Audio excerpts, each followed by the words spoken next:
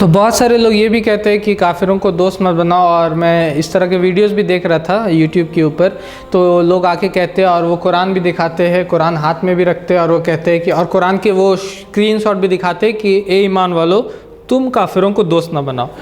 अब ऐसे लोगों को मैं आप ये कहना चाहूँगा कि क्या है, वहाँ पर कुरान जो है वो अरबी में लिखा हुआ है, जो ओरिजिनल टेक्स्ट है कुरान का वो अरबी में है। तो आप हमको अरबी में पढ़ के दिखाए वहाँ पर कि क्या है। बहुत सारे लोग तो पढ़ना नहीं पाएंगे क्योंकि उनको अरबी नहीं पता, और जो पढ़ पाएंगे तो वो क्या पढ़ेंगे। वहाँ पर लिखा हुआ है ए ईमान वालों ला तत्तखिजुल काफिरीन औलिया, कि आप लोग काफिरों को औलिया मत बनाओ।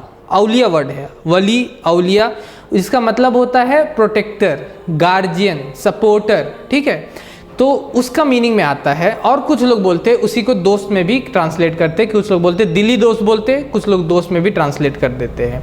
अब इसके पीछे हम लोगों को शान नुज़ूल या इसके पीछे हम लोग को समझना होगा कि वजह क्या है ये आयतों को नाजिल होने का, और कि इसके पीछे शान नुज़ूल क्या है।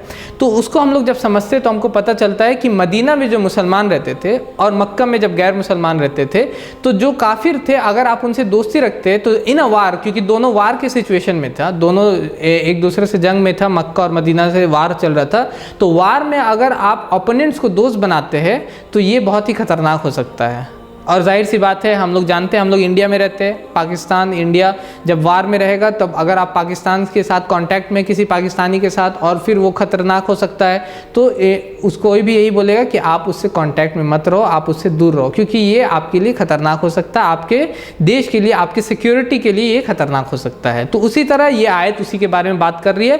कुरान में ये भी लिखा हुआ सूरह माइदा सूरह नंबर 5 आयत नंबर 51 में कि ए ईमान वालों यहूदी और नसरानी को अपना औलिया मत बनाओ, मतलब कि आप उनको अपना सपोर्टर और गार्जियन, इसी कॉन्टेक्स्ट में लिखा हुआ कि जब आप उनसे लड़ रहे तो उनको गार्जियन मत बनाओ। कुरान में यहाँ तक लिखा हुआ सूरह तौबा कि अपने बाप और भाइयों को औलिया मत बनाओ।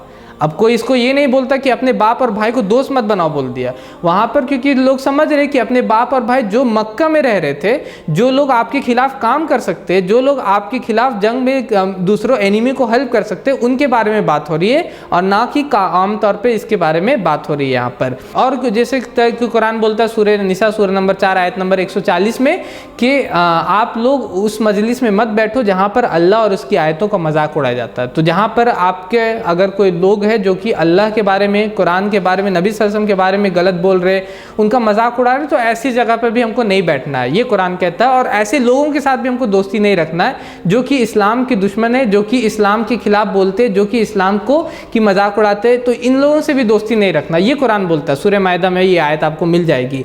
लेकिन आम तौर पर जो दोस्ती के बारे में अल्लाह ताला फरमाते हैं सूरह मुम्तहना सूरह नंबर 60 आयत नंबर 8 और 9 में अल्लाह ताला कहते हैं कि अल्लाह तुमको उनके बारे में नहीं रोकता जो कि तुमसे लड़ते नहीं है, ना ही तुम्हें घरों से निकालते, क्योंकि मक्का से मुसलमानों को निकाला गया था।